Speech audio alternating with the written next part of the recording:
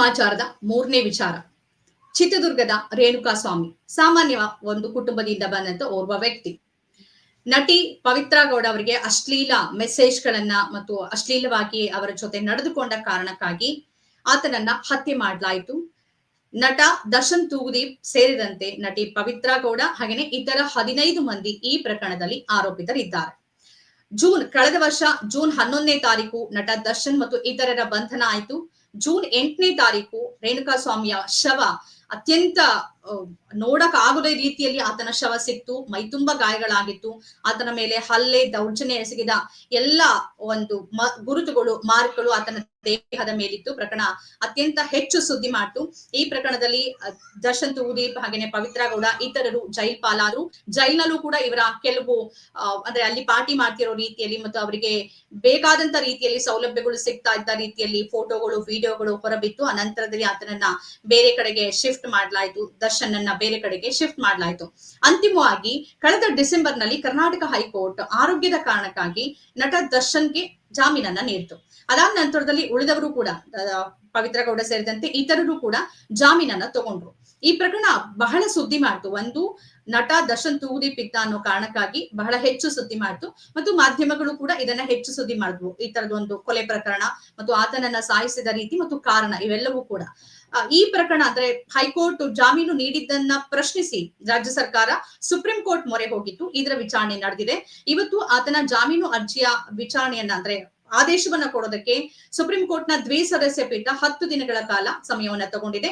ಈ 10 ದಿನಗಳಲ್ಲಿ ಈ ನಟ ದರ್ಶನ್ ತೂಗುದೀಪ್ ಅವರನ್ನ ಸುಪ್ರೀಂ ಕೋರ್ಟ್ ನಲ್ಲಿ ಪ್ರತಿನಿಧಿಸುತ್ತಿರುವಂತಹ ಕಪಿಲ್ ಸಿಬಲ್ ಹಾಗೇನೆ ಇತರರಿಗೆ ಈ ಆದೇಶದ ವಿರುದ್ಧ ನೀವು ನಿಮ್ಮ ವಾದವನ್ನ ಮಂಡಿಸಿ ಅಂತ ಅವಕಾಶವನ್ನ ಕೊಟ್ಟಿದೆ. 10 ದಿನಗಳ ಕಾಲ ಸಮಯಾವಕಾಶವನ್ನ ಕೊಡಲಾಗಿದೆ. 10 ದಿನಗಳ ನಂತರ ನಾವು ತೀರ್ಮಾನವನ್ನ ತಗೋತೀವಿ ಅಂತ.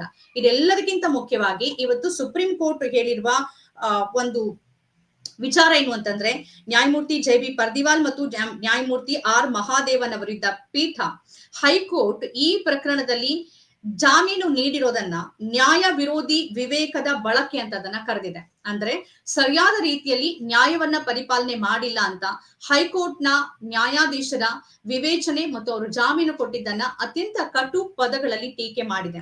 ಎಲ್ಲಾ ಪ್ರಕರಣದಲ್ಲೂ ಹೀಗೆ ನಡ್ಕೊಳ್ತಾರ ಅಂತ ಹೈಕೋರ್ಟ್ ಅನ್ನ ಪ್ರಶ್ನೆ ಮಾಡಿದೆ. ಅದ್ರ ಜೊತೆಲಿ ಅದು ಹೇಳಿದೆ, ಸೆಷನ್ಸ್ ಕೋರ್ಟ್ ನಿಂದ ಈ ತರದ ತಪ್ಪುಗಳಾದ್ರೆ ಅದನ್ನ ಪಕ್ಕಕ್ಕಿಡ್ಬೋದು, ತಪ್ಪುಗಳಾಗತ್ತೆ ಕೆಲವೊಮ್ಮೆ, ಆದ್ರೆ ಹೈಕೋರ್ಟ್ ನ್ಯಾಯಾಧೀಶರಿಂದ ಈ ತರದ ತಪ್ಪುಗಳಾಗತ್ತಾ ಅಂತ ಆಶ್ಚರ್ಯವನ್ನ ವ್ಯಕ್ತಪಡಿಸಿದೆ. ಮತ್ತು ಸತ್ತ ನಂತರದಲ್ಲಿ ಆತನನ್ನ ಕೊಂದ ನಂತರ ಆತನ ದೇಹದ ಫೋಟೋಗಳನ್ನ ತೆಗೆದುಕೊಂಡು ಇಟ್ಕೊಂಡಿದಾರಲ್ಲ, ಈ ತರದ ವ್ಯಕ್ತಿಗಳು ಇರ್ತಾರ ಅಂತ ತೀವ್ರ ಕಳವಳ ಮತ್ತು ಆತಂಕವನ್ನ ಸುಪ್ರೀಂ ಕೋರ್ಟ್ ನ ದ್ವಿಸದಸ್ಯ ಪೀಠ ವ್ಯಕ್ತಪಡಿಸಿದೆ. ಹಾಗಾಗಿ ನಾವ್ ಈಗಲೇ ತೀರ್ಮಾನವನ್ನ ಕೊಡುವುದಿಲ್ಲ, 10 ದಿನಗಳ ಸಮಯವನ್ನ ತಗೋತೀವಿ. ಯಾಕಂತಂದ್ರೆ ಹೈಕೋರ್ಟ್ ಮಾಡಿರುವಂತ ತಪ್ಪನ್ನ ನಾವು ಮಾಡೋದಿಲ್ಲ ಅಂತ. ಇದರ ಅರ್ಥ ಏನು ಅಂತಂದ್ರೆ, ಜಾಮೀನು ಕೊಡುವಂತ ಸಂದರ್ಭದಲ್ಲಿ ತೆಗೆದುಕೊಂಡಂತ ನಿಲುವುಗಳು ಮತ್ತು ಅನುಸರಿಸಿರುವಂತ ಮಾರ್ಗಗಳು ಸರಿಯಲ್ಲ ಅನ್ನೋದನ್ನ ಸುಪ್ರೀಂ ಕೋರ್ಟ್ ನೇರವಾಗಿನೇ ಹೇಳ್ತಿದೆ. ಯಾಕೆಂದ್ರೆ ಅದು ಬಳಸಿರೋ ಪದ ಏನು ಅಂತಂದ್ರೆ, ನ್ಯಾಯ ವಿರೋಧಿ ವಿವೇಕದ ಬಳಕೆಯನ್ನ ಹೈಕೋರ್ಟ್ ನ್ಯಾಯಾಧೀಶರು ಬಳಸಿದ್ದಾರೆ ಅಂತ ಅಂದ್ರೆ ನ್ಯಾಯ ವಿರೋಧಿ ಆಗಿದೆ ಇಲ್ಲಿ. ಯಾಕೆಂದ್ರೆ ಓರ್ವ ಸಾಮಾನ್ಯ ವ್ಯಕ್ತಿ ಸತ್ತು ಹೋಗಿದ್ದಾನೆ, ಇಷ್ಟೆಲ್ಲಾ ದಾಖಲೆಗಳಿದೆ, ಇಷ್ಟೆಲ್ಲಾ ಸಾಕ್ಷಿಗಳಿದೆ, ಇದೆಲ್ಲವೂ ಇದ್ದು ಆತನಿಗೆ ಜಾಮೀನನ್ನ ಕೊಡುವಂತ ಸಂದರ್ಭದಲ್ಲಿ ನ್ಯಾಯಾಧೀಶರು ಯಾವ ವಿವೇಚನೆಯನ್ನ ಬಳಸಿದ್ದಾರೆ, ಯಾವ ನ್ಯಾಯವನ್ನ ಬಳಸಿದ್ದಾರೆ, ಎಲ್ಲಾ ಪ್ರಕರಣಗಳು ಇದೇ ನ್ಯಾಯವನ್ನ ನ್ಯಾಯಾಧೀಶರುಗಳು ಬಳಸ್ತಾರ ಅಂತ ಚಾಟಿಯನ್ನ ಬೀಸಿದ್ದಾರೆ. ಹಾಗಾಗಿ ದರ್ಶನ್ ತೂಗುದೀಪ್ ಮತ್ತು ಇತರರಿಗೆ ಸಿಕ್ಕಿರುವಂತ ಜಾಮೀನು ರದ್ದಾಗತ್ತಾ ಅನ್ನೋ ಒಂದು ಪ್ರಶ್ನೆ ಕೂಡ ಈಗ ಬಂದಿದೆ. ಇನ್ನು 10 ದಿನಗಳ ಕಾಲಾವಕಾಶ ಇದೆ. 10 ದಿನಗಳಲ್ಲಿ ದರ್ಶನ್ ಪರ ವಕೀಲರು ಸುಪ್ರೀಂ ಕೋರ್ಟ್ ನಲ್ಲಿ ತಮ್ಮ ವಾದವನ್ನ ತಮ್ಮ ಉತ್ತರವನ್ನ ಕೊಡಲಿದ್ದಾರೆ. ಆ ನಂತರದಲ್ಲಿ ಸುಪ್ರೀಂ ಕೋರ್ಟ್ ನ ದ್ವಿಸದಸ್ಯ ಪೀಠ ತನ್ನ ತೀರ್ಮಾನವನ್ನ ತೆಗೆದುಕೊಳ್ಳುತ್ತೆ. ಇಲ್ಲಿ ನಾವು ಒಂದು ಗಮನಿಸಬೇಕು, ಪೊಲೀಸರು ಅಂದ್ರೆ ಇದು ಯಾಕಿಷ್ಟು ಗಂಭೀರವಾಗಿ ಸುಪ್ರೀಂ ಕೋರ್ಟ್ ಕೂಡ ತೆಗೆದುಕೊಳ್ತು ಅಂತ ಅಂದ್ರೆ, ಅಲ್ಲಿ ತನಿಖಾಧಿಕಾರಿ ಮತ್ತು ಪೊಲೀಸರು ಕಲೆ ಹಾಕಿರುವಂತ ಸಾಕ್ಷ್ಯಗಳು ಮತ್ತು ಅವರು ಮಂಡಿಸಿರುವಂತ ವಾದ. ಯಾವುದೇ ಪ್ರಕರಣದಲ್ಲಿ ಸರ್ಕಾರ ಮತ್ತು ಪೊಲೀಸ್ ಇಲಾಖೆ ಮನ್ಸ್ ಮಾಡಿದ್ರೆ ತಪ್ಪಿತಸ್ಥರಿಗೆ ಶಿಕ್ಷೆಯನ್ನ ಕೊಡಿಸೋದು ಬಹಳ ದೊಡ್ಡ ವಿಚಾರನೆ ಆಗೋದಿಲ್ಲ. ನಾವು ಧರ್ಮಸ್ಥಳದ ಕೇಸು ಅಥವಾ ಬೇರೆ ಕೇಸನ್ನು ನೋಡ್ತೀವಿ. ಒಂದು ಹುಡುಗಿ ಅತ್ಯಾಚಾರ ಆಗಿ ಕೊಲೆ ಆಗಿದ್ದಾಳೆ, ಆದ್ರೆ ಅಲ್ಲಿ ಪೊಲೀಸರೇ ಸಾಕ್ಷ್ಯ ನಾಶ ಮಾಡಿದ್ದಾರೆ. ಅದನ್ನ ಕೋರ್ಟ್ ತನ್ನ ತೀರ್ಪಿನಲ್ಲಿ ಹೇಳಿದೆ, ಅಧಿಕಾರಿಗಳು ಇಲ್ಲಿ ಕರ್ತವ್ಯ ಲೋಪವನ್ನ ಮಾಡಿದ್ದಾರೆ ಅಂತ. ಅಂದ್ರೆ ಒಂದ್ ಕಡೆಗೆ ಈ ತರದ ಕೊಲೆಗಡಕರನ್ನ, ಅತ್ಯಾಚಾರಿಗಳನ್ನ ಕಾಯುವಂತ ಪೊಲೀಸರು ಇದ್ದಾರೆ, ಆ ತರದ ಲಾಭ ಮಾಡ್ಕೊಳ್ಳೋರು ಇದ್ದಾರೆ, ಎಲ್ಲ ಸಾಕ್ಷಿ ನಾಶ ಮಾಡೋರು ಇದ್ದಾರೆ. ಇನ್ನೊಂದು ಕಡೆಯಲ್ಲಿ ಇಂಥ ಪ್ರಭಾವಿ ಕೇಸ್ ಆದ್ರೂ ಕೂಡ ತನಿಖಾಧಿಕಾರಿಗಳು ಯಾರೇ ಆಗಿರ್ಲಿ, ತನಿಖಾಧಿಕಾರಿ ಎಲ್ಲ ಸಾಕ್ಷ್ಯಗಳನ್ನ ಕಲೆ ಹಾಕಿದ್ದಾರೆ.